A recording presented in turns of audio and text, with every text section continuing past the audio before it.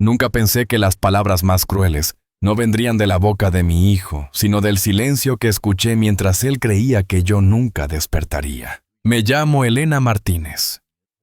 Tengo 68 años. Y durante 3 semanas, el mundo creyó que yo estaba dormida para siempre. Pero yo lo escuché todo. Antes de continuar, suscríbete al canal y activa la campanita porque lo que vas a escuchar cambiará tu forma de ver a la familia. Hay momentos en la vida donde todo se detiene, donde el tiempo se convierte en un eco lejano. Para mí ese momento llegó un martes de abril cuando desperté en una habitación de hospital sin poder moverme, sin poder hablar, pero con los oídos más despiertos que nunca. Los médicos lo llamaban estado de mínima conciencia. Mi familia lo llamaba coma.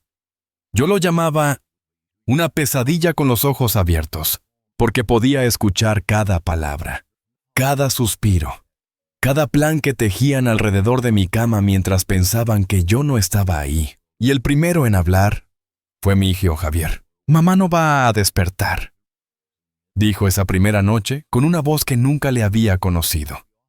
Fría, calculadora. Los doctores dijeron que las probabilidades son casi nulas. Tenemos que ser realistas. Realistas. Esa palabra se me clavó como un cuchillo en el pecho. Pero lo que vino después fue peor. «La casa está a su nombre», continuó. «Si esperamos mucho, el banco puede complicarse con los pagos. Tenemos que actuar rápido». Silencio. Un silencio que dolía más que cualquier grito. Luego la voz de mi nuera Patricia. Esa mujer que yo recibí con los brazos abiertos cuando Javier me la presentó hace 8 años. «Cariño, tiene razón. Tu madre vivió una vida plena. Si esto es lo que Dios quiere, debemos pensar en nosotros, en nuestro futuro, en los niños». Los niños. Mis nietos Sofía y Mateo. Esos 2 ángeles de 6 y 4 años que llenaban mi casa de risas cada domingo. Los mismos niños para quienes yo había empezado a ahorrar desde que nacieron pensando en su educación, en su futuro. ¿Y ahora? Ahora su padre hablaba de vender mi casa mientras yo yacía en esa cama atrapada en mi propio cuerpo. «Mañana iré con el notario», dijo Javier. «Tengo el poder notarial que mamá firmó hace 2 años. Podemos iniciar los trámites. La inmobiliaria dice que en el barrio las casas se están vendiendo rápido». Poder notarial. Sí lo recordaba. Lo firmé cuando me operaron de la vesícula. «Una precaución», me dijo él. «Por si algo pasa, mamá». Solo por si acaso. Por si acaso. Nunca imaginé que el por si acaso llegaría tan pronto. Ni que sería usado contra mí. Intenté mover un dedo. Un párpado. Hacer cualquier señal que les dijera que estaba ahí, que los escuchaba, que todavía había vida en este cuerpo inmóvil. Nada. Solo podía escuchar. Y lo que escuché esa noche me rompió el corazón en pedazos tan pequeños que pensé que nunca podrían unirse de nuevo. «¿Y tu hermana?», preguntó Patricia. «Ana no va a decir nada». Javier soltó una risa seca, una risa sin humor. «Ana vive en Barcelona, tiene su vida allá. Apenas viene 2 veces al año. No tiene derecho a opinar sobre lo que hacemos con la casa de mamá. Mi hija Ana, mi niña. La que se fue a estudiar y se quedó en Cataluña. La que me llama cada domingo sin falta. La que cuando murió su padre hace 5 años, tomó el primer avión y no se despegó de mí durante un mes entero. Esa Ana. Además», continuó Javier, «la casa es grande. Mamá vivía sola. Era un desperdicio. Con lo que saquemos de la venta podemos ampliar nuestro departamento. Los niños necesitan más espacio. Los niños necesitan más espacio. Mi casa. La casa donde crié a mis 2 hijos. Donde mi esposo Roberto y yo celebramos 25 Navidades. Donde están las marcas de altura de Javier y Ana en el marco de la cocina. Donde cada rincón guarda una memoria, un pedazo de nuestra historia. Esa casa. Y él hablaba de venderla como quien habla de deshacerse de un mueble viejo. «Hazlo rápido», dijo Patricia. «Antes de que tu hermana se entere y complique todo. Antes de que Ana se entere». Las lágrimas comenzaron a rodar por mis mejillas. Lágrimas que ellos no podían ver en la penumbra de esa habitación de hospital. Lágrimas que caían en silencio como mi grito atrapado en la garganta. Escuché sus pasos alejándose. La puerta cerrándose. El sonido de sus zapatos perdiéndose en el pasillo. y me quedé sola. Sola con el pitido constante del monitor cardíaco. Sola con mis pensamientos. Sola con la peor traición que una madre puede experimentar, descubrir que el hijo al que diste la vida ahora contaba los días para que la tuya terminara. Me llamo Elena Martínez. Tengo 68 años. Soy viuda desde hace 5 años. Y antes de que todo esto pasara creía que había construido una familia perfecta. Nací en un pequeño pueblo de Extremadura, pero llegué a Madrid con 19 años llena de sueños y con una maleta prestada. Trabajé como costurera en un taller del barrio de Lavapiés. Ahí conocí a Roberto, un electricista con manos fuertes y una sonrisa que iluminaba cualquier habitación. Nos casamos en 1968, en una ceremonia sencilla en la iglesia de San Lorenzo. No teníamos mucho dinero, pero teníamos amor. Y teníamos planes. Roberto trabajaba 12 horas al día. Yo cosía por las noches, después de cuidar a los niños. Cada peseta, cada duro, cada euro que llegó después, lo guardábamos con un sueño: comprar una casa propia. Tardamos 17 años. 17 años de sacrificios, de vacaciones sin salir de Madrid, de ropa heredada y comidas estiradas. Pero en 1995 firmamos las escrituras de nuestra casa en Carabanchel. Un segundo piso con 3 habitaciones, balcón a la calle y una luz que entraba por las ventanas como una bendición. Ahí criamos a Javier y a Ana. Javier era el mayor, serio, estudioso, siempre con un libro en las manos. Ana era la artista, la que llenaba las paredes con dibujos y la casa con canciones. Eran diferentes, pero se querían. O eso pensaba yo. Roberto murió en 2020. Un infarto fulminante mientras reparaba el cableado de una oficina. No sufrió, me dijeron. Se fue rápido, me dijeron. Como si eso aliviara el dolor de encontrarme sola después de 42 años de matrimonio. Fue Ana quien estuvo conmigo esos primeros meses imposibles. Ana quien dormía en el sofá para que yo no me sintiera sola en esa casa demasiado grande, demasiado silenciosa. Ana quien me enseñó a usar el móvil para que pudiéramos hacer videollamadas cuando ella volviera a Barcelona. Javier vino al funeral. Se quedó 2 días. Luego volvió a su vida, a su trabajo en una consultoría, a su esposa Patricia y a mis nietos que entonces tenían 2 y 4 años. Mamá, tienes que ser fuerte, me dijo antes de irse. Papá hubiera querido que siguieras adelante. Y seguí adelante. Volví a coser. Empecé a dar clases de costura a señoras del barrio en el centro cultural. Me uní al grupo de viudas de la parroquia. Los domingos Javier traía a los niños y yo preparaba paella como siempre. La vida continuó, o eso creía. Hace 2 años, cuando me operaron de la vesícula, Javier insistió en que firmara un poder notarial. Es por precaución, mamá. Si algo te pasa durante la operación, alguien tiene que poder tomar decisiones. Ana me llamó desde Barcelona. ¿Estás segura, mamá? Un poder notarial es algo serio. Es mi hijo, le dije. Confío en él. Confío en él. Esas palabras ahora sonaban tan ingenuas, tan estúpidas. Patricia siempre fue educada, correcta. Pero había algo en su mirada que nunca terminó de convencerme. Una dureza detrás de las sonrisas. Una forma de mirar mi casa como si ya estuviera calculando su valor. Señora Elena, esta casa es muy grande para usted sola, me dijo una vez durante una comida. ¿No ha pensado en mudarse a algo más pequeño, más manejable? Esta es mi casa, le respondí. Aquí están todos mis recuerdos. Los recuerdos están en el corazón, replicó ella con una sonrisa que no le llegaba a los ojos. No en las paredes. Debí haberlo visto venir. Debí haber notado cómo Javier comenzó a preguntarme por mis ahorros, por mis propiedades, por mis planes a futuro. Debí haber prestado atención cuando sugirió que pusiera la casa también a su nombre, para evitar problemas con herencias. Pero era mi hijo mayor. El que yo cargué en brazos. El que cuidé cuando tuvo neumonía a los 6 años. El que lloró en mis hombros cuando suspendió su primer examen de la universidad. El que me juró que siempre cuidaría de mí como yo había cuidado de él. ¿Cómo iba a sospechar? Y ahora estaba aquí, en esta cama, en este cuerpo que no me obedecía, escuchando cómo ese mismo hijo planeaba vender mi vida como quien vende un coche usado. El accidente fue absurdo, estúpido. El tipo de cosa que nunca crees que te va a pasar a ti. Fui al mercado esa mañana de abril. Martes día de pescado fresco. Llevaba mi carrito de compras, el mismo que usaba desde hace 20 años. Crucé por el paso de peatones. La luz estaba verde para mí. Lo recuerdo perfectamente. Lo que no recuerdo es el coche que se saltó el semáforo. Solo recuerdo un golpe, un dolor y después oscuridad. Desperté en el hospital, o más bien desperté dentro de mí misma. Podía oír las máquinas, las voces de las enfermeras, los pasos en el pasillo, pero no podía abrir los ojos. No podía mover un dedo. Era como estar enterrada viva en mi propio cuerpo. Estado de mínima conciencia. Escuché que decía un médico: el trauma craneal fue severo. Hay actividad cerebral, pero no podemos predecir si recuperará la conciencia. Pueden ser días, semanas, o nunca. Esas 2 palabras fueron mi sentencia.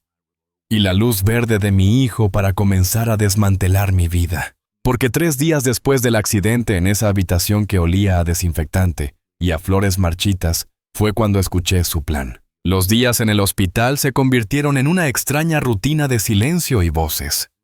Aprendí a distinguir los turnos de las enfermeras por sus pasos. María caminaba rápido con zapatillas que chirriaban. Lucía era más lenta, más cuidadosa. Cuando me giraban en la cama, cuando me limpiaban, cuando cambiaban las sábanas, yo estaba ahí. Presente. Invisible. Pero lo que más esperaba con un nudo en el estómago que nunca se deshacía eran las visitas de Javier. Venía todos los días a las 7 de la tarde. Siempre puntual. Siempre con Patricia. A veces traían a los niños, pero solo los dejaban quedarse unos minutos. No es bueno que vean así a la abuela, decía Patricia. Así, como si yo fuera un monstruo.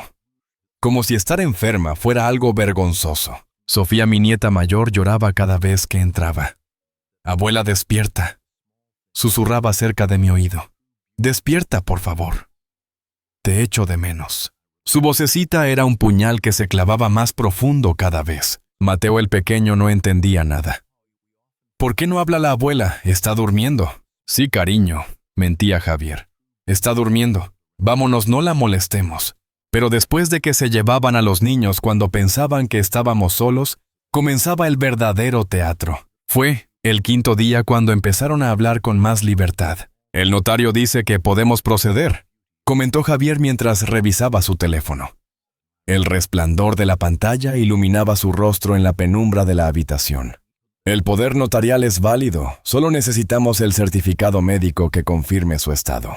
¿Y el médico te lo dará?, preguntó Patricia. Ya hablé con el doctor Ramírez. Me dijo que en estos casos, cuando el pronóstico es incierto, la familia tiene derecho a tomar decisiones sobre los bienes para protegerlos. Protegerlos. ¿Qué palabra tan conveniente? ¿Cuánto crees que vale la casa?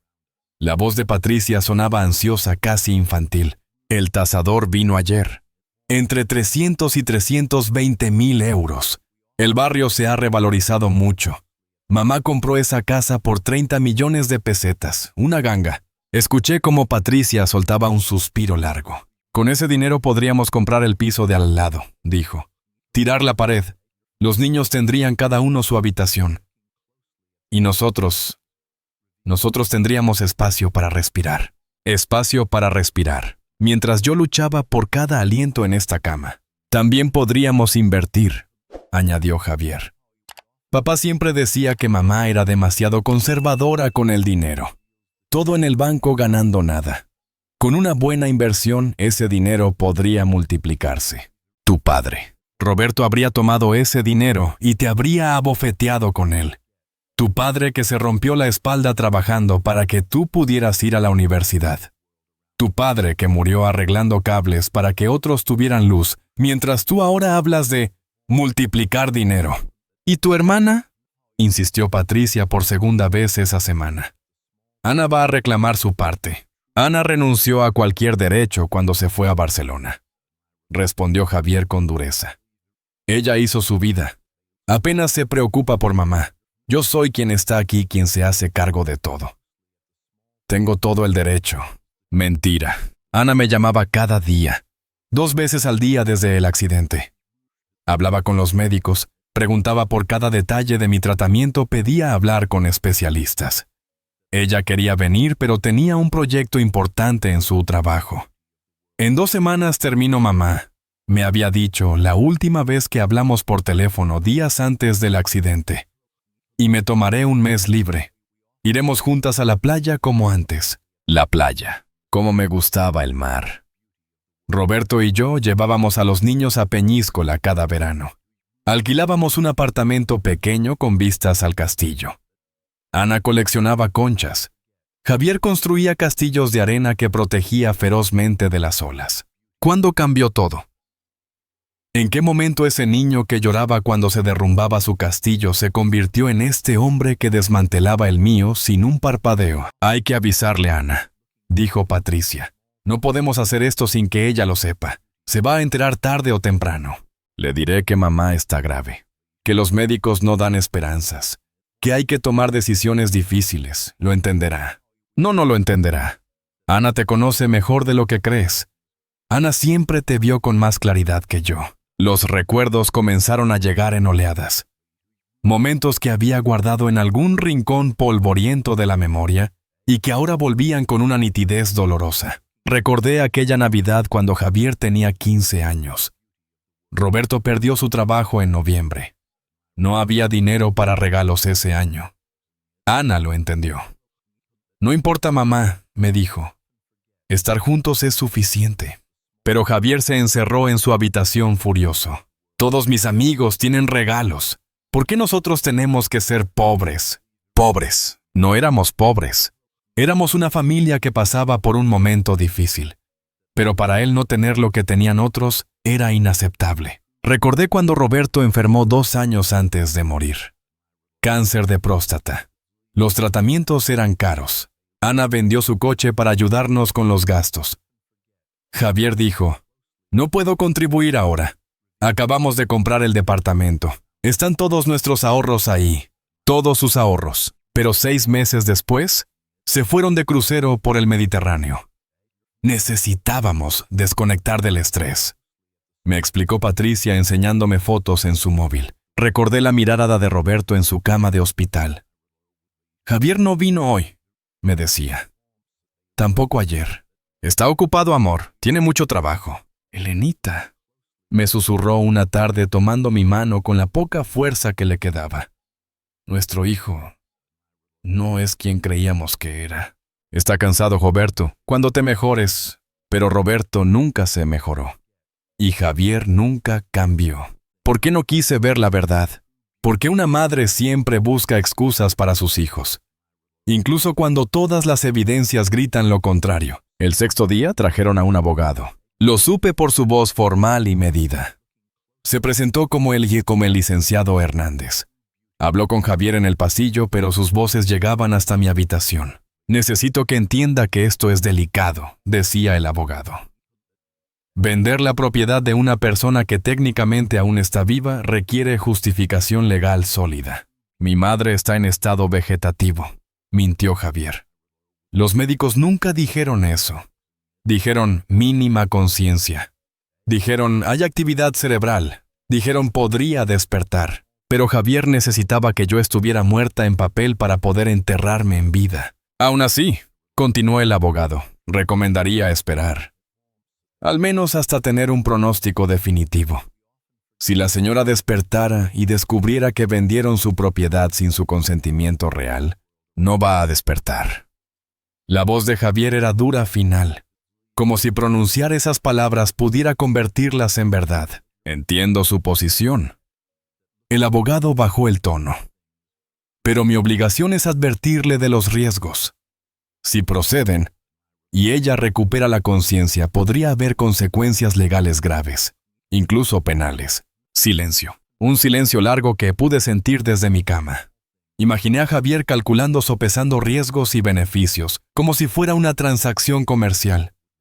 Como si yo fuera una inversión fallida que había que liquidar. ¿Y si establecemos una garantía?, sugirió Javier. Una forma de protegernos legalmente. ¿Qué propone? Un documento donde yo asuma toda la responsabilidad. donde quede claro que actúo en beneficio de mi madre para pagar sus gastos médicos, sus cuidados futuros. El abogado tosió. Eso podría funcionar, pero necesitaríamos documentar cada gasto, cada euro justificado, por supuesto. Pude escuchar la sonrisa en la voz de Javier. Soy contador. La documentación es lo mío. Contador. Sí, mi hijo era contador. Trabajaba con números con balances con hojas de cálculo, donde todo tenía que cuadrar. Quizás por eso le resultaba tan fácil reducir mi vida a una columna de débitos y créditos. Pero yo no era un número en su maldito Excel. Las noches eran lo peor.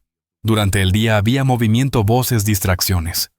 Pero cuando caía la noche y el hospital se sumergía en ese silencio interrumpido solo por máquinas y alarmas lejanas, yo quedaba sola con mis pensamientos. Y mis pensamientos eran demonios. Me preguntaba qué había hecho mal. ¿Dónde me equivoqué como madre? ¿Lo malcrié? Le di demasiado. Le di muy poco. Roberto solía decir, lo importante no es lo que les demos, sino lo que les enseñemos a valorar. ¿Qué había valorado Javier? Cuando era niño besaba mis mejillas y decía, eres la mejor mamá del mundo.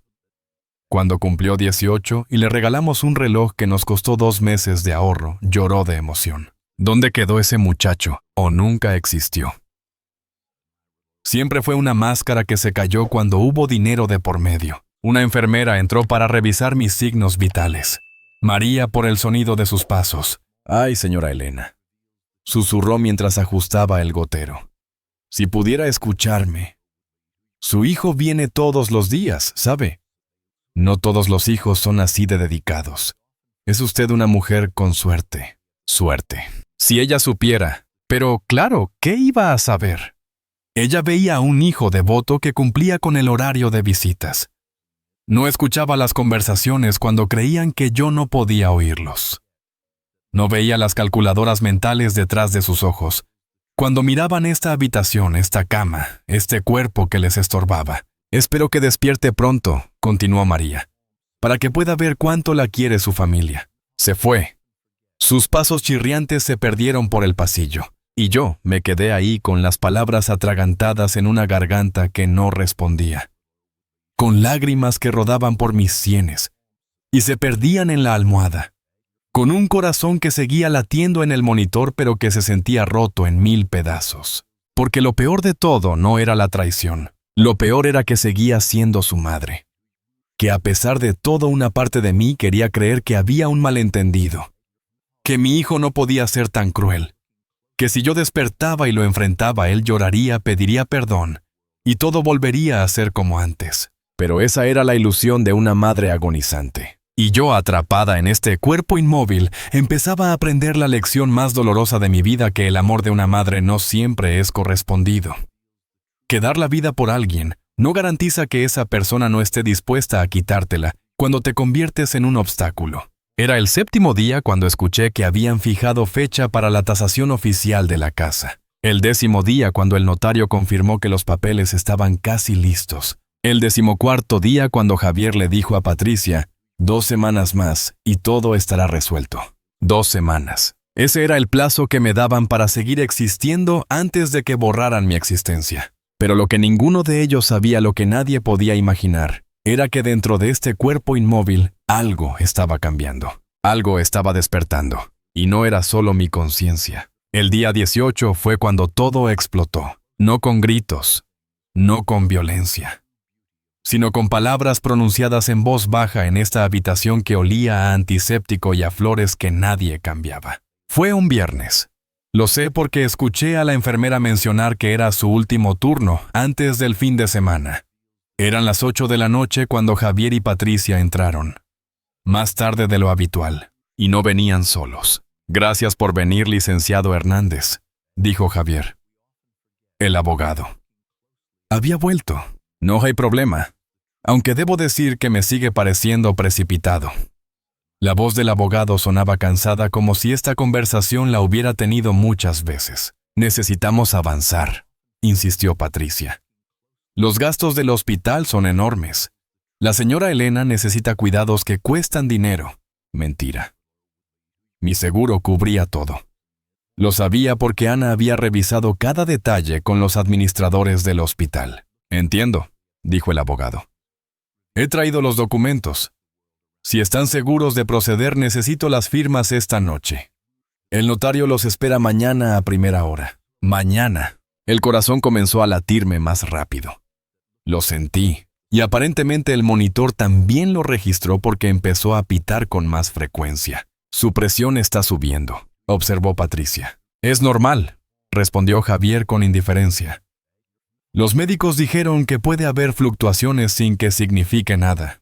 Sin que signifique nada. Cada latido de mi corazón tratando de gritar y para él no significaba nada. Bien, dijo el abogado y escuché el sonido de papeles sobre la mesa auxiliar. Este es el documento de autorización para la venta. Aquí firma usted como apoderado legal. Aquí declara que actúa en beneficio de su madre. Y aquí se compromete a destinar los fondos a sus cuidados médicos y manutención. Perfecto.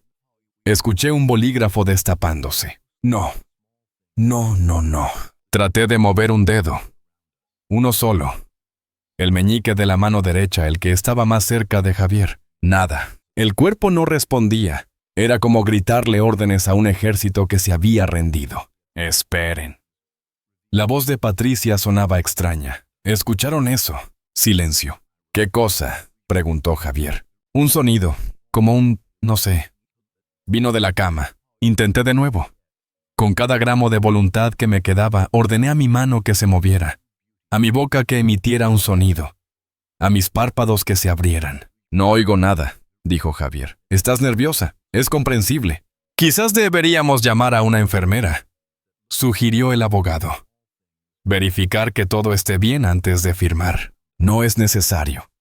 La voz de Javier era cortante. Mamá está estable. Los monitores lo confirman. Firmemos de una vez.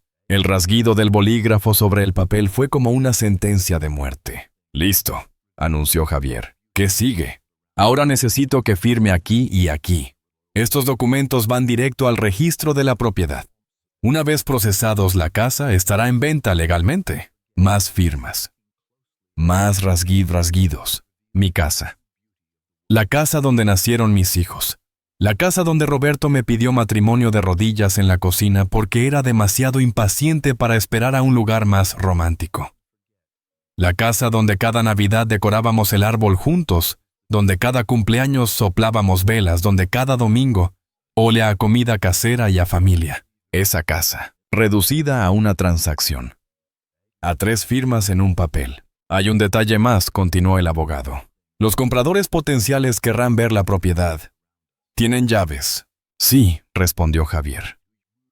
Tengo un juego. ¿Puedo coordinar las visitas?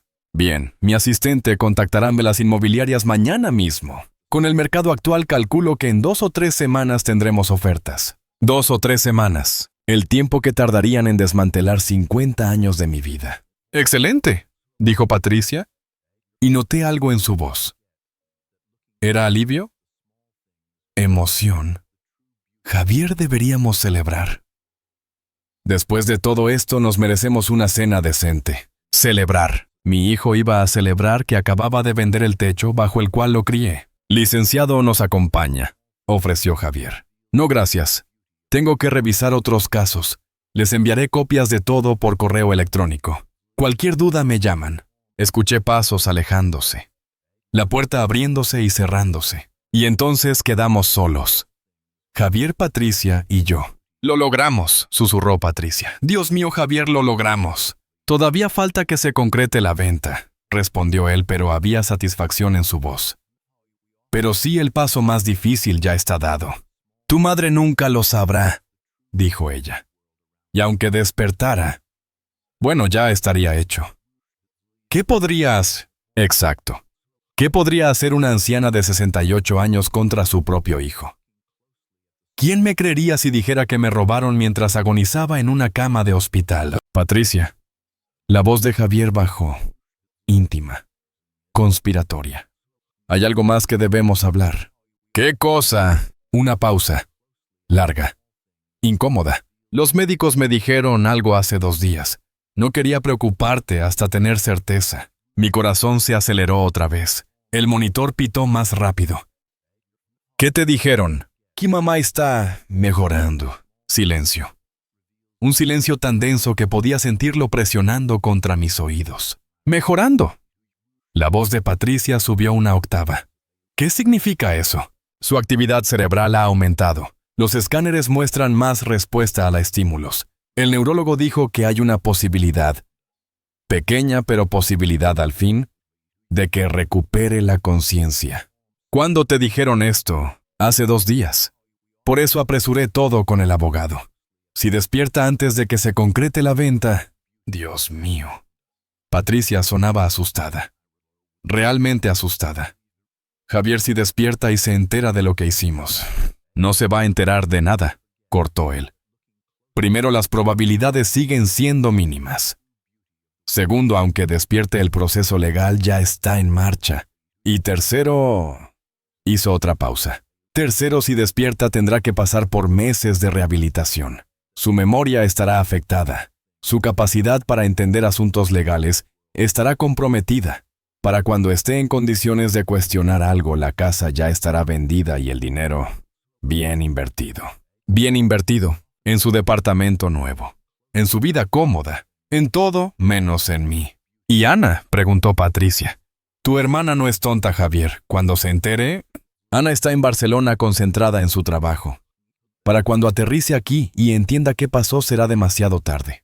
Además, su voz se volvió más dura. Además, yo soy el apoderado legal. Yo tomé las decisiones difíciles mientras ella estaba a 1000 kilómetros de distancia. ¿Con qué cara va a reclamar? Con la cara de alguien que te conoce mejor que yo pensé. Con la cara de una hija que siempre supo que eras capaz de esto. Me sigue pareciendo arriesgado, insistió Patricia. Todo lo que vale la pena implica riesgo, respondió Javier. Mira, cariño, hemos hecho sacrificios durante años, viviendo en ese departamento diminuto apretado sin espacio, mientras mamá tenía esa casa enorme para ella sola. No es justo. No era justo entonces y no lo es ahora. No era justo. Mi hijo que estudió una carrera universitaria que yo pagué con mi trabajo de costurera. Mi hijo que nunca pasó hambre, que nunca durmió en la calle, que nunca tuvo que elegir entre comprar pan o pagar la luz. Ese hijo me decía que no era justo que yo tuviera una casa. Los niños merecen más, continuó. Nosotros merecemos más. Y mamá ya vivió su vida, tuvo su tiempo. Ahora es nuestro turno, como si la vida fuera una cola en el supermercado y él hubiera esperado demasiado. ¿Y si despierta hoy?, preguntó Patricia. O mañana antes de que firmemos con el notario. Entonces, Javier se acercó a mi cama. Sentí su presencia. El calor de su cuerpo. El olor de su colonia cara. Entonces tendremos una conversación muy seria con ella. Le explicaremos que lo hicimos por su bien, que los gastos médicos son altísimos, que necesitaba vender la casa para cubrir sus cuidados futuros. La convenceremos. La convencerían, o me intimidarían, o me harían dudar de mi propia cordura, o esperarían a que estuviera tan débil, tan confundida, tan dependiente de ellos, que no me quedara más remedio que aceptar. Tienes razón, suspiró Patricia. Perdona, estoy paranoica, es solo que... todo esto se siente tan... mal, terminó Javier. Sí, se siente mal. Pero a veces hay que hacer cosas que se sienten mal para lograr lo que es mejor para todos. Mejor para todos. Qué fácil es justificar cualquier traición cuando la envuelves en ese papel. Vámonos, dijo Patricia. Necesito aire. Este lugar me está asfixiando. Escuché sus pasos dirigiéndose a la puerta, pero Javier se quedó un momento más. Se acercó todavía más a mi cama. Sentí su mano sobre la mía. Una caricia suave, casi tierna. El tipo de caricia que le dabas a alguien que amas. O a alguien de quien te estás despidiendo. Mamá, susurró. Y por un segundo, solo un segundo, sonó como el niño que fue. Mamá, si pudieras entenderlo. Si pudieras ver que lo hago porque no tengo alternativa. Los niños están creciendo. Patricia está estresada. Yo estoy cansado de contar cada euro de renunciar a cosas que podríamos tener. La vida es corta, mamá. Demasiado corta para sacrificarnos eternamente. sacrificarnos. Él hablaba de sacrificio mientras yo yacía aquí, incapaz de moverme, escuchando cómo vendían mi vida. Probablemente nunca despiertes, continuó. Los médicos dijeron que las probabilidades son del 5%. 5%, mamá. Eso es casi nada. Y si ese casi nada se convierte en algo, bueno, encontraremos la forma de que lo entiendas, porque tú siempre nos entendiste. Siempre nos apoyaste, incluso ahora, incluso así. Sé que querrías que fuéramos felices, que fueran felices, a costa de mi destrucción. Te quiero, mamá, dijo. Y lo peor es que quizás en su mente retorcida realmente lo creía. Siempre te he querido. Esto no cambia eso.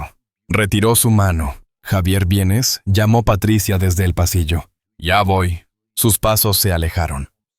La puerta se cerró con un clic suave, y el silencio regresó. Pero esta vez no era el mismo silencio de siempre. Esta vez había algo diferente en el aire. Una electricidad, una tensión, porque mientras Javier hablaba, mientras pronunciaba esas palabras que pretendían justificar lo injustificable, algo dentro de mí se rompió, no mi corazón. Ese ya estaba roto, no mi espíritu.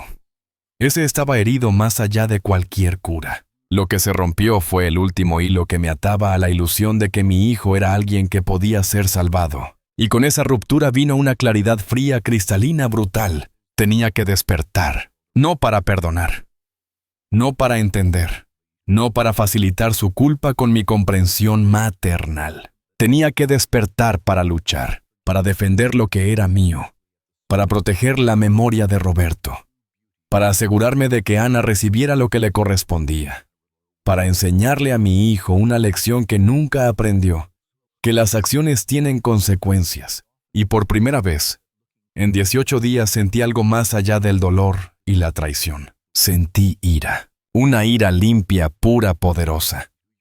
El tipo de ira que no destruye, sino que construye, que no paraliza, sino que impulsa. Cerré los ojos que no podía cerrar. Respiré con pulmones que no podía controlar. Y en lo más profundo de mi ser, hice un juramento. Iba a despertar, no importaba cuánto tardara. No importaba cuánto esfuerzo requiriera. No importaba si las probabilidades eran del 5% o del 1%. Iba a despertar, y cuando lo hiciera, Javier, descubriría algo que había olvidado en su prisa por enterrarme, que yo era la mujer que sobrevivió a la pobreza, que construyó una vida desde cero, que enterró a su esposo y siguió adelante. Era Elena Martínez, y no iba a morirme en silencio mientras él robaba mi legado. El monitor a mi lado seguía pitando, mi corazón latiendo su código Morse desesperado. Pero ahora cada latido no era un lamento, era una declaración de guerra. Esa noche no dormí. Aunque técnicamente no había dormido en 18 días, esto era diferente. Antes flotaba en una especie de duermevela consciente pero distante. Ahora estaba completamente despierta en mi interior, cada nervio en alerta máxima. Y comencé a pelear. Primero con mi dedo meñique, el que no se movió cuando Javier firmaba los papeles. Le ordené moverse. Una y otra vez, cientos de veces, miles. Nada. Luego intenté con los párpados.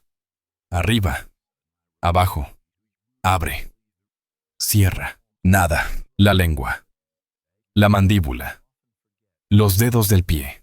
Nada, nada, nada. Pero no me rendí, porque rendirse significaba dejar ganar a Javier. Y yo no le había enseñado a ganar pisoteando a otros. Si lo había hecho, entonces era mi responsabilidad detenerlo. Las enfermeras del turno nocturno entraban cada 2 horas. A las 10. A las 12. A las 2. A las 4. Tranquila, señora Elena, me decían mientras revisaban los monitores. Todo está bien, siga descansando. Descansar. No había descanso para mí. Solo había voluntad. Férrea, inquebrantable, desesperada. En algún momento de la madrugada, mientras concentraba toda mi energía en el párpado derecho, escuché que el monitor cambió su ritmo. Murmuró la enfermera. Interesante. Su actividad cerebral está aumentando. Aumento. Era algo. Pequeño, pero algo. Voy a llamar al doctor de guardia, dijo. Esto podría ser importante. Se fue. Volvió con un médico que no conocía por su voz. Señora Martínez, dijo cerca de mi oído. Si puede escucharme, intente mover algo.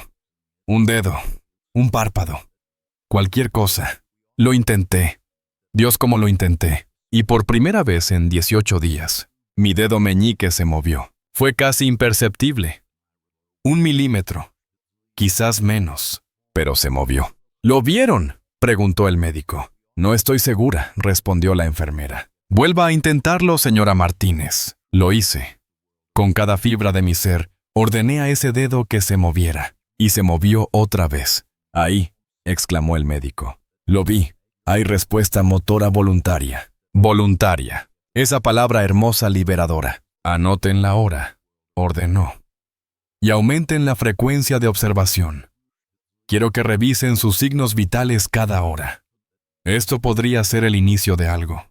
El inicio de algo. Sí, el inicio de mi regreso. Y el inicio del fin, para los planes de mi hijo. Los días que siguieron fueron una batalla silenciosa librada en centímetros, no en kilómetros. No en victorias grandiosas, sino en el movimiento de un dedo. En el parpadeo de un ojo. En el sonido más débil que mi garganta pudiera producir. Cada avance era microscópico. Cada retroceso era devastador. Había momentos donde lograba mover 3 dedos. Otros donde no podía mover ninguno. Mi cuerpo era un territorio rebelde que no obedecía a su propia reina. Pero lo que me mantenía peleando no era la esperanza. Era el recuerdo de las palabras de Javier: ahora es nuestro turno. Esas 5 palabras se habían tatuado en mi alma como hierro candente. Las repetía una y otra vez, usándolas como combustible cuando el agotamiento me tentaba a rendirme. El doctor Ramírez vino a verme el día 20. Señora Martínez, dijo con voz profesional pero amable. Sus escáneres muestran actividad aumentada. Hay señales claras de que está usted luchando por volver. Siga así, luchando por volver. Si él supiera que no era solo una lucha médica, era una carrera contra el tiempo, contra papeles firmados y fechas límite y planes hechos sobre mi tumba prematura. ¿Cuánto tiempo cree que tomará?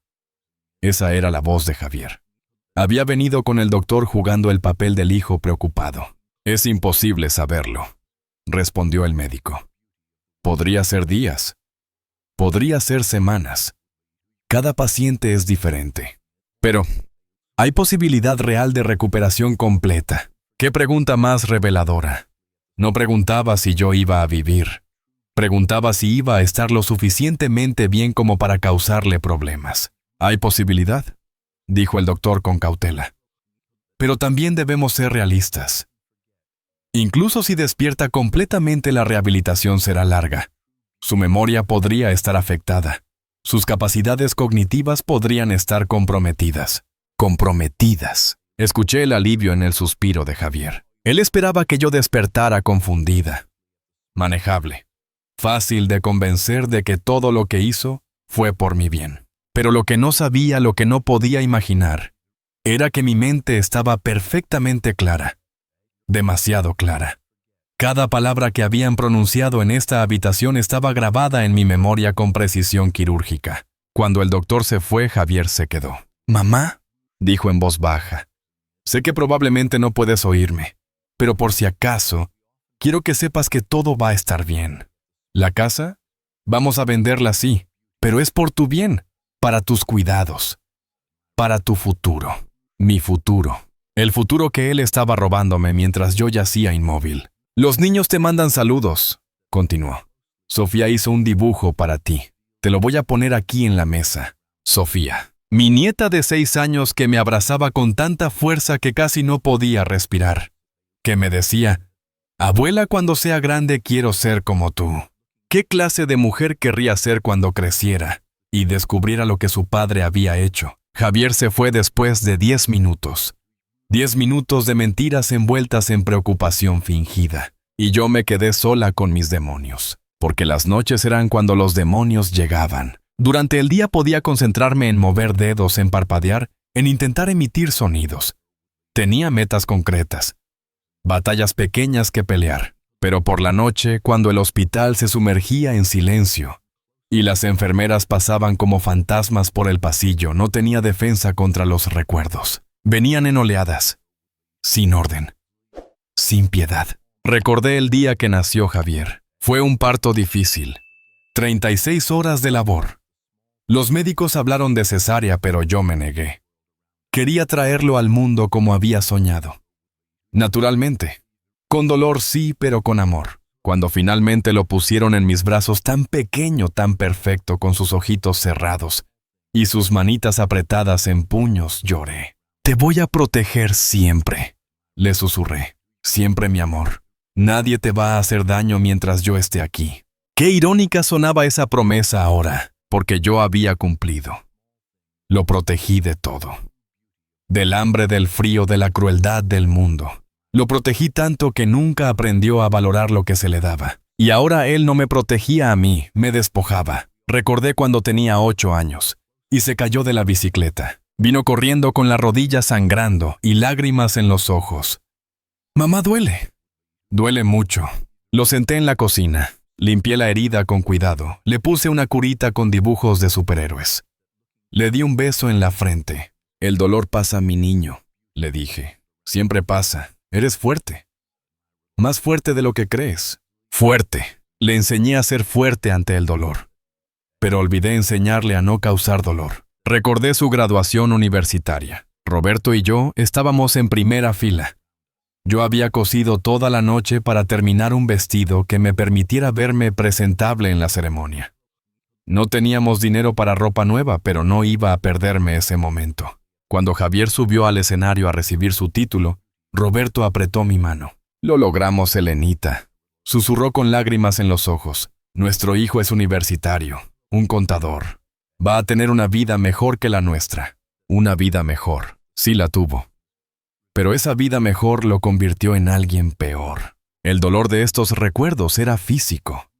Como si alguien estuviera estrujando mi corazón con manos de hierro. Pero había un recuerdo peor que todos los demás. El recuerdo de la última conversación que tuve con Roberto antes de que muriera. Estábamos solos en su habitación del hospital.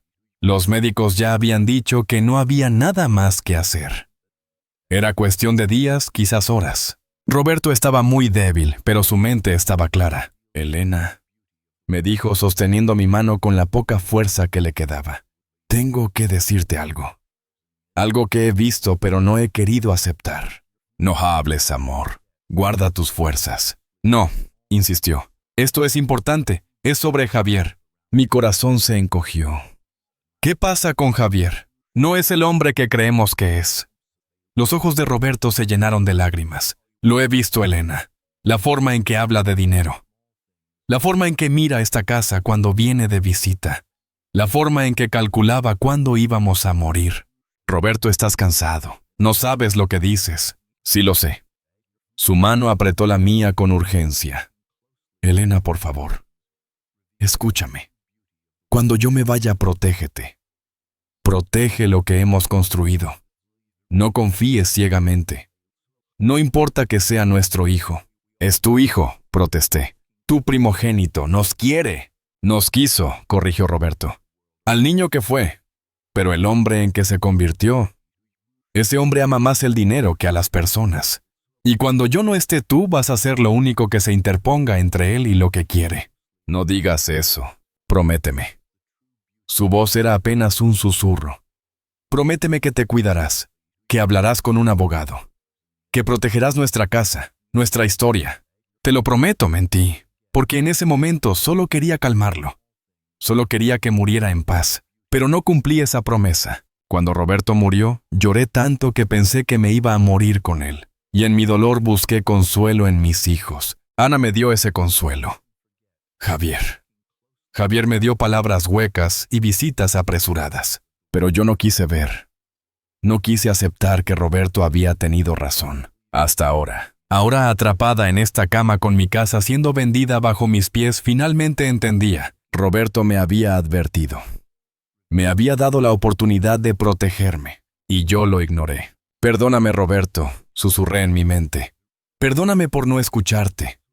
Perdóname por ser tan ciega. Perdóname por fallar en la única promesa que realmente importaba».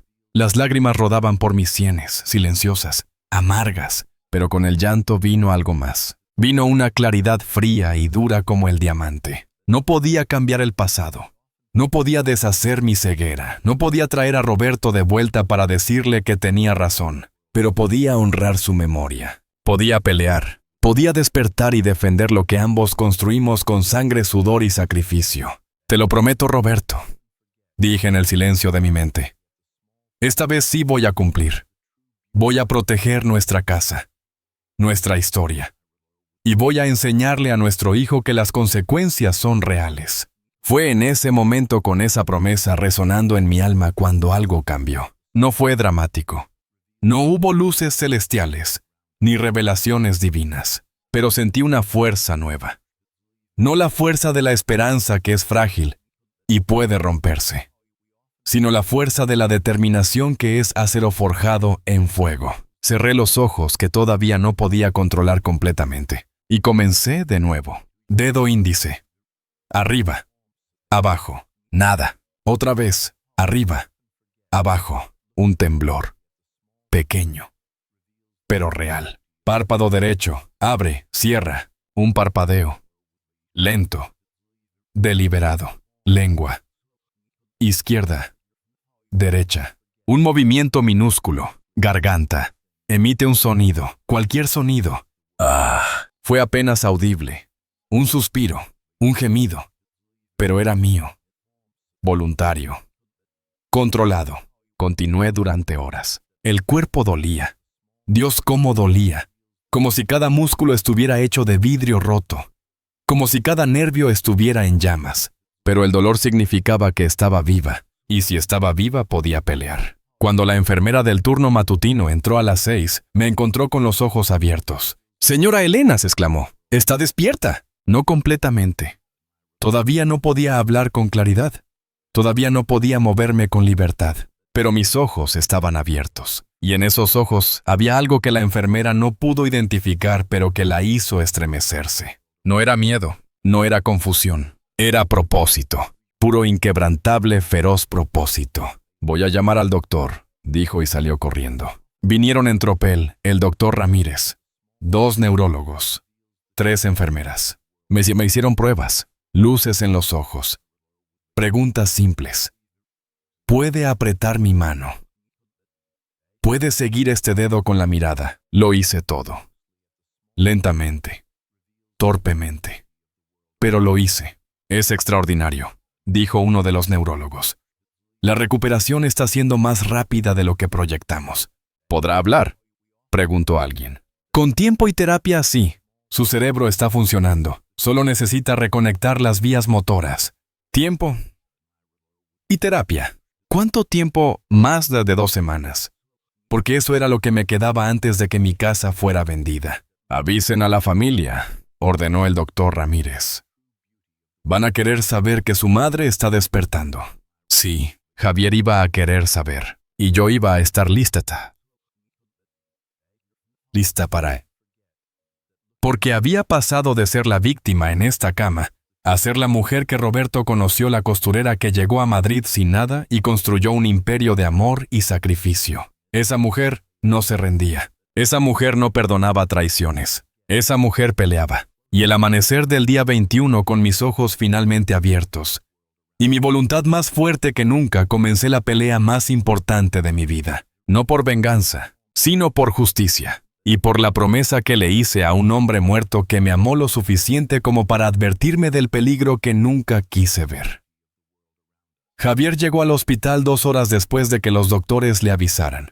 2 horas. No 2 minutos. No 10. 2 horas completas. Lo cronometré por el reloj en la pared que ahora podía ver. Cada minuto que pasaba era una confirmación más de lo poco que le importaba. Cuando finalmente entró a la habitación traía flores, rosas, amarillas, mis favoritas, o al menos solían serlo. «Mamá», dijo con voz temblorosa acercándose a la cama. «Dios mío, mamá, abriste los ojos. Los médicos dijeron que es un milagro». Milagro. ¿Qué palabra más conveniente para algo que él había esperado que nunca sucediera? Lo miré. Directamente, sin parpadear, y vi cómo la sorpresa en su rostro se transformaba en algo más. Algo que se parecía al miedo. ¿Me puedes oír?», preguntó acercándose más. Intenté hablar. Mi boca se abrió. Mi lengua se movió. Pero lo único que salió fue un sonido ronco ininteligible. No te esfuerces, dijo rápidamente. Los médicos dijeron que el habla volverá con tiempo. Lo importante es que estás despierta. Que estás con nosotros. ¿Estás con qué? Con nosotros. Como si fuera parte de un equipo. Como si no hubiera pasado las últimas 3 semanas planeando cómo desmantelar mi vida. Patricia entró detrás de él. Su rostro era una máscara de preocupación cuidadosamente construida. Señora Elena, dijo con voz dulce. Qué alegría verla despierta. Hemos rezado tanto por usted. Rezado. Probablemente rezaban para que no despertara hasta después de que se firmara la venta. El doctor Ramírez nos explicó todo. Continuó Javier tomando una silla y sentándose junto a mi cama. Dijo que la recuperación será gradual. Que vas a necesitar fisioterapia, del habla rehabilitación cognitiva. Cognitiva. Ahí estaba. La palabra que estaba esperando escuchar. Dijo también que es normal que haya confusión, añadió Patricia. Que tu memoria podría estar afectada. Que podrías no recordar cosas con claridad. ¡Qué conveniente! Prepararme para que cuando les dijera que los había escuchado todo, pudieran decir que estaba confundida. Que mi cerebro dañado estaba creando memorias falsas. Pero había algo que no sabían, algo que nadie sabía todavía. Moví mi mano derecha. Lentamente, con esfuerzo. La deslicé sobre la sábana hasta alcanzar el borde de la cama. Javier lo notó. «Mamá, necesitas algo. Agua te duele». Negué con la cabeza. Un movimiento pequeño pero deliberado. Y luego, usando cada gramo de fuerza que había recuperado en estos días de batalla silenciosa, levanté mi mano y apunté directamente a Javier. Su rostro palideció. «Mamá, ¿qué?» Abrí mi boca de nuevo. Esta vez forcé las palabras a salir. Fueron lentas, arrastradas, pero claras.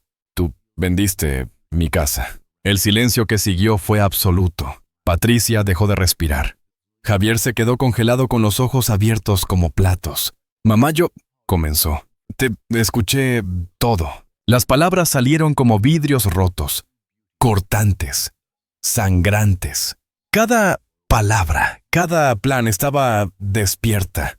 Vi cómo el color huía completamente de su rostro, cómo sus manos comenzaban a temblar. «Mamá, no es lo que piensas. Yo puedo explicar».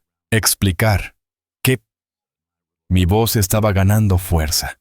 Todavía débil, todavía lenta, pero cada vez más firme. «Explicar cómo vendiste mi casa mientras yo agonizaba. Era por tu bien», explotó él poniéndose de pie. «Los gastos médicos son enormes. Necesitábamos...» Mentira. Esa palabra salió clara, perfecta, llena de veneno. «No es mentira», intervino Patricia. «Señora Elena, usted no entiende. Los costos de su rehabilitación, mi seguro, lo cubre todo». Las vi a ambos retroceder como si les hubiera abofeteado. «¿Ana lo sabe?», pregunté. «Ana está en Barcelona», dijo Javier rápidamente. «No le hemos dicho nada aún. No queríamos preocuparla hasta que fuera tarde». No respondió. No tenía respuesta. «¿Dónde están los papeles?» «Mamá, por favor, estás confundida. El trauma cerebral». «No, estoy confundida». Mi voz era cada vez más fuerte. Estuve despierta. Días, semanas, escuchando. Cada palabra que dijiste. Me miró. Realmente me miró. Y en sus ojos vi el momento exacto en que comprendió la magnitud de su error. No había sido un vegetal sin conciencia.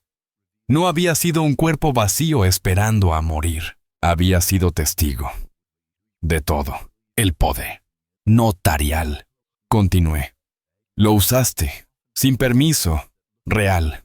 «Tú me lo diste», gritó perdiendo la compostura.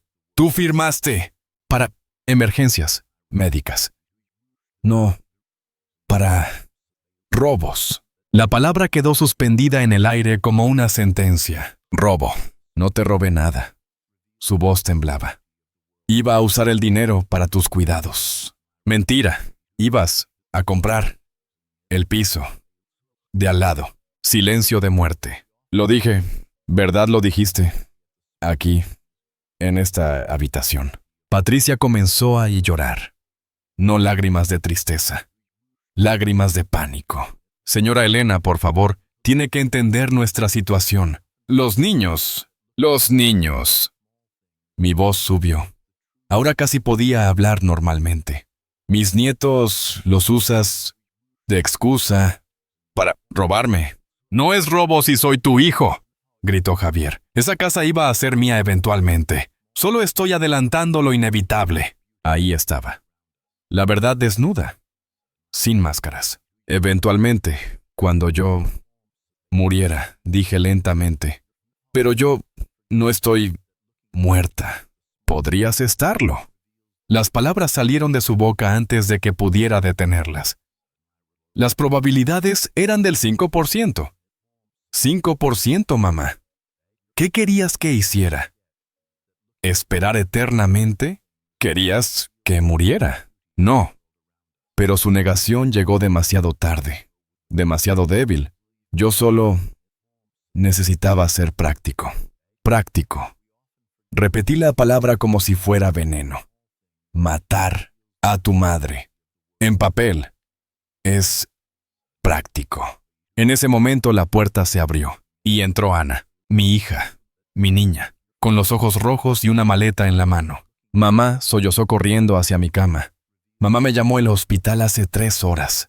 Tomé el primer avión. Mamá, ¿estás despierta? Me abrazó. Suave, cuidadosamente, pero me abrazó. Y yo, con los brazos que apenas podía mover, la abracé de vuelta. Ana, susurré. Javier vendió la casa. Ana se congeló. Lentamente se separó de mí y se giró hacia su hermano. ¿Qué? Ana, yo puedo explicar, comenzó Javier. Vendiste la casa de mamá. Su voz era peligrosamente baja. Mientras ella estaba en coma. Mínima conciencia, corrigió Patricia estúpidamente. Técnicamente no era... ¿Vendieron la casa? El grito de Ana hizo temblar las paredes. ¿Iba a ser para todos?, se defendió Javier. Para los gastos médicos de mamá, para... Mentira. Ana sacó su teléfono. Llamé al hospital ayer. Hablé con administración. El seguro de mamá cubre todo. No hay gastos pendientes. Javier palideció aún más. También llamé a su banco. Continuó Ana y su voz era hielo puro. ¿Sabes qué? Descubrí que intentaste transferir fondos de la cuenta de mamá a la tuya hace una semana. El banco lo bloqueó porque parecía sospechoso. Yo tengo poder notarial. Para emergencias médicas, gritó Ana. No para saquear sus cuentas. Se giró hacia mí. ¿Mamá, firmaste algo autorizando la venta de la casa? Negué con la cabeza. ¿Sabías que Javier estaba haciendo esto? Negué de nuevo. Ana volvió a mirar a su hermano, y lo que vi en sus ojos era algo que nunca había visto antes: odio puro. Llamé a mi abogado antes de subir al avión. Dijo con voz mortal. Le conté todo. Ya presentó una orden judicial para detener cualquier transacción relacionada con la propiedad de mamá. No puedes hacer eso. Patricia dio un paso adelante. Javier tiene el derecho legal. ¿Javier? ¿Cortó Ana? Tiene el derecho de ir a la cárcel. Esto se llama fraude, abuso de poder notarial y posiblemente intento de robo a un adulto mayor vulnerable. Es mi madre, gritó Javier desesperado ahora. Y es mi madre también, respondió Ana. La diferencia es que yo la amo. Tú solo amas su dinero. Se giró hacia la puerta y llamó: «¡Pueden pasar!». 2 hombres entraron. Uno con traje portando un maletín. Otro con uniforme. «Soy el abogado Martín Guerrero», dijo el del traje. «Represento a la señora Elena Martínez. Y él es el oficial Campos de la Policía Judicial». Javier retrocedió. No pueden hacer esto. Su hermana ya presentó una denuncia formal», explicó el abogado. «Tenemos documentación de sus intentos de vender la propiedad sin consentimiento real de la titular. Tenemos registros de movimientos bancarios sospechosos. Y tenemos el testimonio de la víctima». Me miró. «Señora Martínez, confirma que no autorizó a su hijo a vender su propiedad». Asentí. «Confirma que estuvo consciente durante parte o todo su período hospitalario». Asentí de nuevo. Confirma que escuchó a su hijo discutir planes para vender su casa sin su consentimiento. Sí, dije claramente. Lo escuché todo. El oficial Campos sacó su libreta. Señor Javier Martínez, necesito que venga conmigo a la comisaría para responder algunas preguntas. Esto es ridículo, explotó Javier. Ella es mi madre. Actuaba en su mejor interés. Eso, dijo el abogado fríamente, lo determinará un juez. Observé cómo se llevaban a mi hijo, cómo Patricia corría detrás llorando, cómo Ana permanecía junto a mi cama sosteniendo mi mano con fuerza. Lo siento, mamá, susurró. Siento no haber estado aquí, siento no haber visto esto venir. Roberto lo vio, logré decir. Tu padre me advirtió. Ana asintió con lágrimas rodando por sus mejillas. Papá siempre fue más sabio que nosotros. El abogado se acercó. Señora Martínez, su hija me contrató para proteger sus intereses. Ya detuvimos la venta. Su casa está segura. Sus cuentas están congeladas temporalmente hasta que un juez anule el poder notarial que su hijo estaba abusando. Gracias, susurré. No me agradezca a mí, sonrió. Agradézcale a su hija. Ella fue quien movió cielo y tierra para llegar aquí a tiempo. Miré a Ana, mi niña, la que siempre estuvo ahí cuando realmente importaba. Papá me llamó hace 2 años, dijo en voz baja, la noche antes de morir. Me dijo que cuidara de ti, que Javier había cambiado, que el dinero lo había cambiado. No le creí del todo entonces, pero empecé a prestar atención. Y cuando el hospital me llamó sobre tu accidente, algo no cuadraba. ¿Qué? Javier tardó 6 horas en avisarme. 6 horas, mamá. Para cuando me llamó ya había hablado con abogados. Ya tenía planes. Fue entonces cuando supe que papá tenía razón. Roberto, siempre protegiéndome. Incluso desde la tumba. La casa está segura. Repetí dejando que la realidad se asentara. Completamente, confirmó el abogado. Y si me permite una sugerencia cuando esté mejor, deberíamos redactar un nuevo testamento. Uno muy claro, con protecciones específicas. Asentí. Mi hijo había intentado robarme, pero no lo logró, porque desperté justo a tiempo, y porque la hija que él despreció resultó ser mi salvación.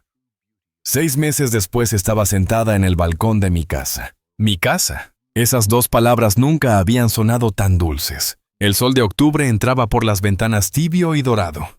Podía escuchar a Ana en la cocina preparando café. Podía oler el pan tostado.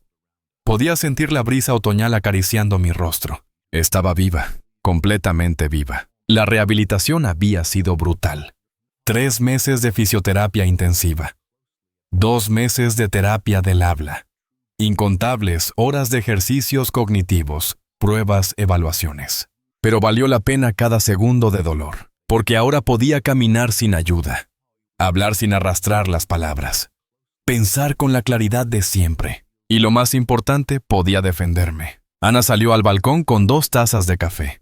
Se sentó frente a mí sonriendo. ¿Cómo te sientes hoy, mamá? Fuerte, respondí.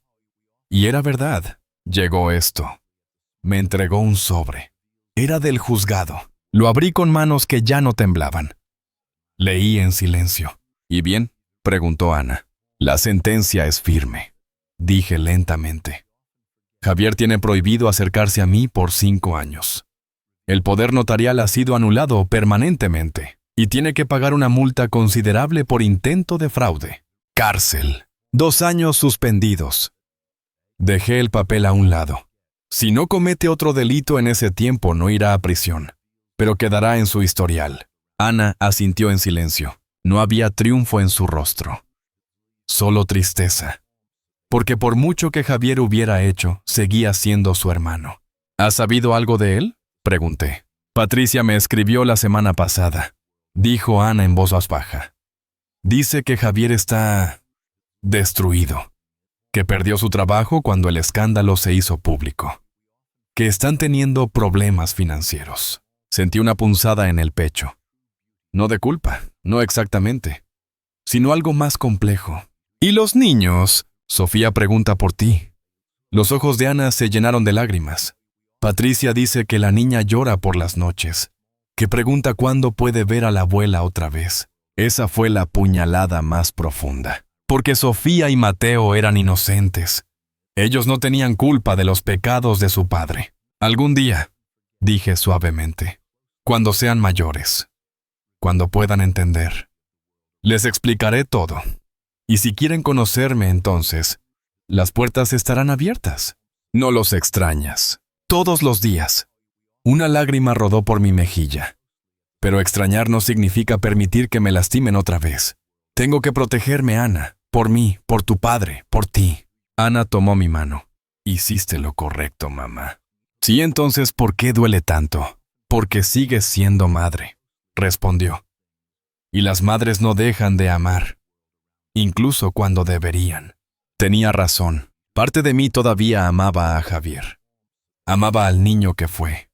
Amaba los recuerdos felices que compartimos antes de que el dinero lo envenenara. Pero amar no significaba ser tonta. Amar no significaba permitir el abuso. Y amar definitivamente no significaba sacrificar mi dignidad en el altar de la familia. El abogado Guerrero llamó ayer. Cambié de tema. El Nuevo Testamento está listo. Y 50% para ti, 30% para una fundación que establecí en nombre de tu padre para ayudar a personas mayores víctimas de abuso familiar. 10% para Sofía y Mateo, en un fideicomiso que no podrán tocar hasta los 25 años. Y 10% para la parroquia. Y Javier, nada. La palabra salió firme, sin vacilación. Tuvo su oportunidad de heredar con honor. Eligió robar en su lugar. Las consecuencias son permanentes. Ana asintió. Papá estaría orgulloso de ti. Roberto, cuánto lo extrañaba. Especialmente en momentos como este. Tu padre me salvó, ¿sabes? Dije en voz baja. Incluso después de muerto. Si no te hubiera advertido sobre Javier, si tú no hubieras estado atenta, ahora yo estaría sin casa, sin dinero, quizás en un asilo en algún lugar. Papá siempre nos cuidó, y ahora yo tengo que cuidar su legado. Me puse de pie todavía un poco temblorosa, pero firme.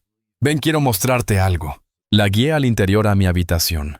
Del armario saqué una caja que había estado guardando. Esto es para ti, dije entregándosela. Ana la abrió. Adentro había joyas, fotografías, documentos. El anillo de compromiso de tu padre. Señalé. La medalla de su primera comunión. Las fotos de nuestra boda. Todo lo que tiene valor sentimental no monetario. Mamá, quiero que lo tengas ahora, continué. Mientras estoy viva para ver tu cara cuando las recibas. Porque aprendí que esperar hasta la muerte para dar regalos es un error.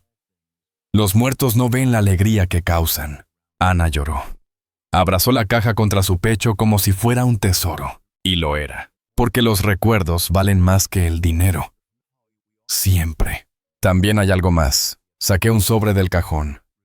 La escritura de la casa tiene ahora tu nombre junto al mío. Si algo me pasa, automáticamente se transfiere a ti. Sin testamentos, sin trámites, sin oportunidad de que nadie la robe. No va a pasarte nada, protestó Ana. Tengo 68 años, sonreí. Algo eventualmente va a pasarme. Pero cuando pase quiero que sea en mis términos. No en los de alguien que está contando los días para que yo muera. Nos sentamos en el sofá. El mismo sofá donde Javier se sentaba de niño a ver caricaturas. El mismo donde Ana practicaba guitarra.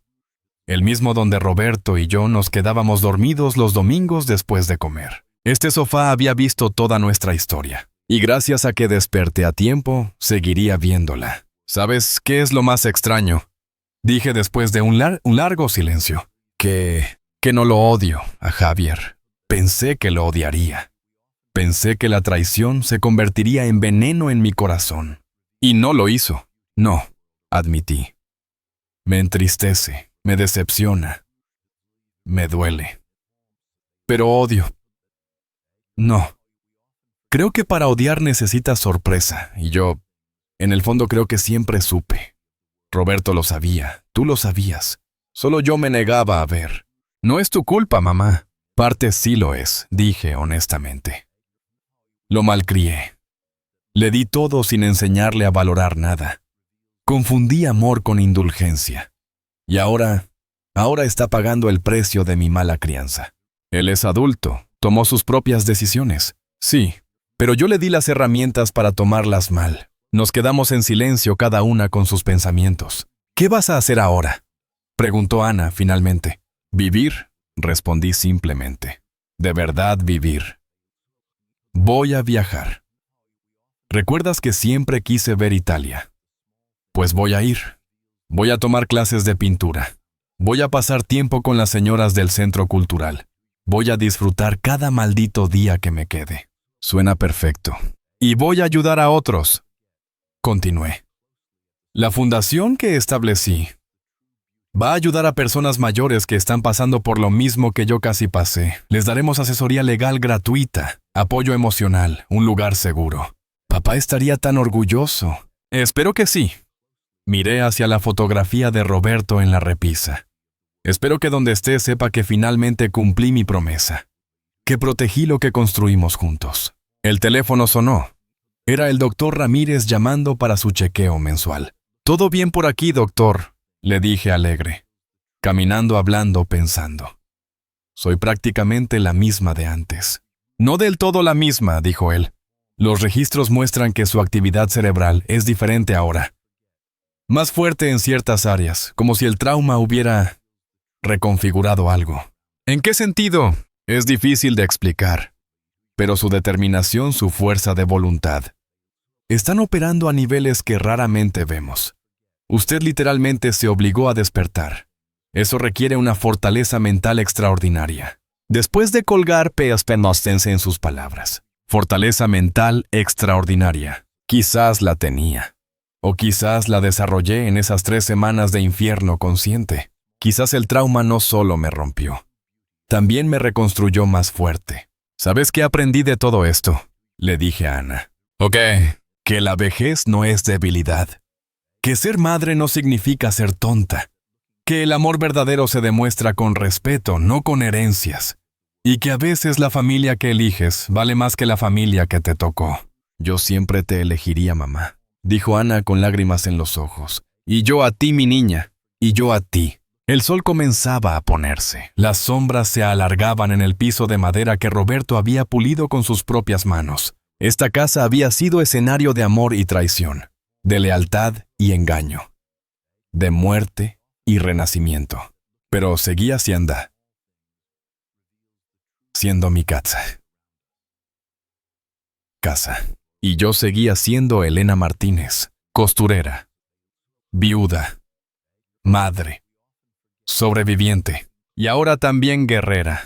Una guerrera de 68 años que aprendió la lección más dura: que defenderte no es egoísmo, es supervivencia. Que poner límites no es crueldad, es amor propio. Y que despertar a tiempo literal y metafóricamente puede salvarte la vida. La semana siguiente di mi primera charla en el centro cultural. Había 20 personas. La mayoría mujeres mayores, algunas con sus hijos adultos. Me llamo Elena Martínez. Comencé. Y quiero contarles mi historia. No para asustarlas, sino para prepararlas. Les conté todo. El accidente, el coma consciente, las conversaciones que escuché, la traición, la lucha por despertar, la salvación de última hora. Cuando terminé, el silencio era total. Luego una mujer, de unos 70 años, levantó la mano. Mi hijo me pidió que firmara un poder notarial la semana pasada, dijo con voz temblorosa. Dijo que era por precaución. Pero ahora no estoy segura. Investigue, le aconsejé. Hable con un abogado independiente, uno que su hijo no conozca. Protéjase antes de necesitar protección. Otra mujer habló. Yo ya firmé, es demasiado tarde. Nunca es demasiado tarde, respondí. Mientras estés viva y consciente, puedes revocar cualquier documento. Puedes cambiar de opinión. Puedes defenderte. Al final de la charla, 10 mujeres me pidieron el contacto del abogado Guerrero. 3 admitieron entre lágrimas que sospechaban que sus hijos las estaban manipulando. Una me abrazó y susurró. Gracias por tener el valor de contar tu historia. Me salvaste. Y en ese momento supe que todo había valido la pena. El dolor, la traición, la batalla. Todo. Porque si mi historia podía salvar aunque fuera a una persona del destino que yo casi sufrí, entonces mi despertar tenía propósito, mi sufrimiento tenía sentido, y mi vida tenía finalmente la conclusión que merecía no como víctima, sino como sobreviviente que usa su experiencia para proteger a otros. Esta es mi historia. La historia de una mujer que casi pierde todo mientras el mundo creía que dormía, pero desperté justo a tiempo. Y si estás escuchando esto, si algo en mi historia resuena contigo, quiero que sepas algo importante. No estás sola. Tu instinto no te miente. Y nunca es demasiado tarde para defenderte. Porque la dignidad no tiene edad. El respeto no es negociable. Y tu vida, tu patrimonio, tu legado, valen la pena pelear por ellos. Hasta el último aliento. Si mi historia te tocó el corazón, me gustaría saberlo. Deja un comentario contándome desde qué ciudad me estás escuchando. ¿Has vivido algo similar? ¿Conoces a alguien que podría necesitar escuchar esto? Comparte esta historia.